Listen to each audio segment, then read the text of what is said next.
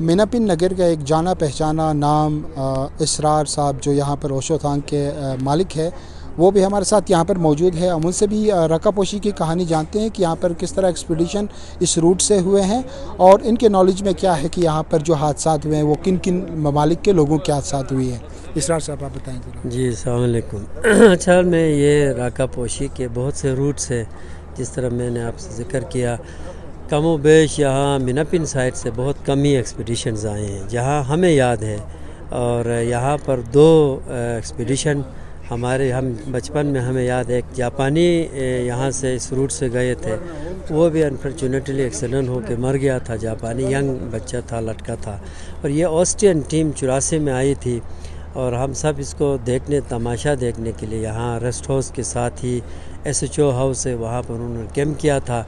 ये जो लड़का था उसने मतलब हमें याद इतना है कि उसने दरमियान में कुछ बाल रखे थे, तो ये निशानी थी इसकी।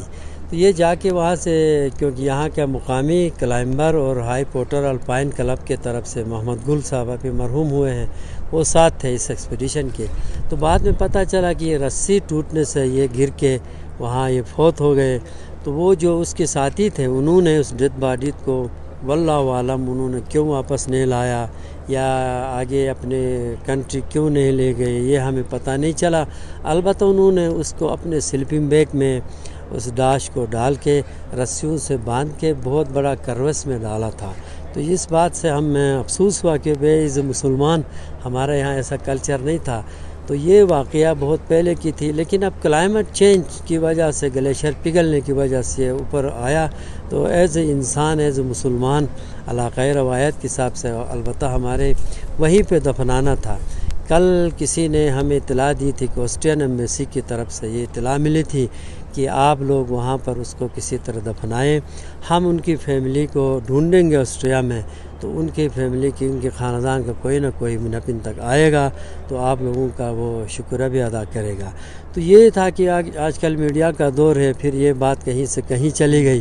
तो अभी पता नहीं, वल्लाहु आलम। उसूलन जो डेड बॉडीज़ या तो अपने कंट्री जाती है या उसी बेस कैम्प में दफनाते हैं। कम व बेश 42-43 लोग जो मुझे याद है धीरान को क्लाइम करते हुए मरे हैं, जिनकी डेड बॉडीज़ अब भी वहाँ हैं, सिवाय एक जापानी जो मीर शिकार पे गया था, वहाँ उसका एक्सीडेंट हुआ था।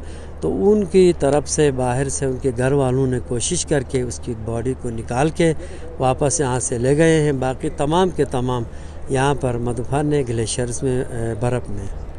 इसरार साहब ने रका पोशी की कहानी हमें सुना दी कि यहाँ पर कितने कोपे पर बेस कैंप पर जो कल डेड बॉडी आइडेंटिफाई हुआ था किसी कोपेमा का, उसको रेस्क्यू करने के लिए यहाँ पर गिलगित बल्तिस्तान में 1122 के एहलकार और यहाँ पर ज़िला इंतज़ामिया के पुलिस जवान भी वहाँ पर गए थे।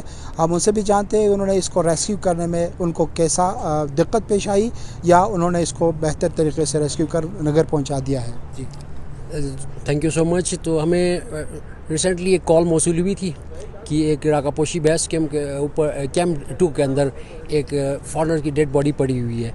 ताहम हम लोकल एडमिनिस्ट्रेशन और ज़िले पुलिस और हमारे एक लोकल वॉलंटियर था जिसकी सबसे ज़्यादा कोऑर्डिनेशन रही थी हमारे साथ, तो उसके साथ हमने जॉइंट ऑपरेशन स्टार्ट किया क्विकली। हम जहाँ पे पहुँचे तकरीबन 4000 की फीट बुलंदी पे थी। तो हम बहुत हमारे लिए एक चैलेंजिंग ऑपरेशन रहा था ये। हमने बड़ी मेहनत के बाद, एक टफ़ टाइम के बाद, तकरीबन कोई 2 दिन एक्सेस हमने टाइम लगाया, तो हम उस बॉडी तक एक्सेस कर लिए। कुछ क्लाइम रहा, कुछ ट्रैकिंग रहा। तो एक टफ़ टाइम के बाद हमने उस बॉडी तक एक्सेस कर ली। उसके बाद अल्हम्दुलिल्लाह काफ़ी अनथक मेहनत के बाद हमने उस डेड बॉडी को रिकवर करने में कामयाब हुए। उसको बेस कैम्प शिफ्ट किया और अभी ज़िला इंतज़ामिया के हवाले कर दिया उस डेड बॉडी को। तो इस तमाम ऑपरेशन के अंदर मैं सबसे ज़्यादा क्रेडिट हमारे लोकल वॉलंटियर्स और पुलिस को देना चाहता हूँ, जिनकी कोऑर्डिनेशन बहुत बेहतरीन रही है। क्योंकि लोकल वॉलंटियर्स के सिवा ये ऑपरेशन मुमकिन नहीं था, क्योंकि बॉडी का 2 दिन पहले फाइंड करना और उसको सेफ पॉइंट तक ले जाना, तमाम तर जो खिदमात थे, जो उसमें चीज़ें थी, वो हमारे लोकल वॉलंटियर समर अब्बास ने किया था। तो जो तमाम तर हम क्रेडिट इसको देना चाहते हैं, क्योंकि लोकल वॉलंटियर के अलावा हम ये काम कामयाबी से नहीं कर सकते थे। Thank you so much.